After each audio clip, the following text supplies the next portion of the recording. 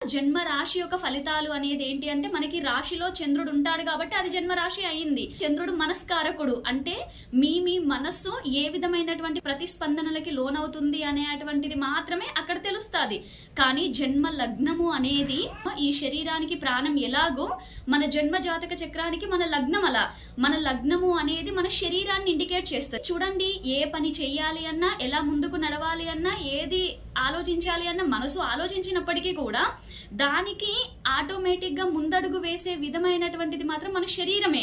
కాబట్టి ఎప్పుడైతే జన్మ లగ్నం యొక్క ఫలితాలు అనేవి మన శరీరము ఏ విధంగా ముందుకు నడుస్తూ ఎలా పరిణామాలకి లోనవుతుంది అనేటువంటిది పూర్తి విశ్లేషణ అనేది దొరుకుతుంది. కాబట్టి జన్మ లగ్నం ఫలితాలు 80% అక్యురేట్ గా ఉంటాయి. అలా అని జన్మరాశి ఫలితాలు చూసుకోవద్దని కాదు, చూసుకోండి, బట్ అది కొంతవరకు మాత్రమే మ్యాచ్ అవుతుంది.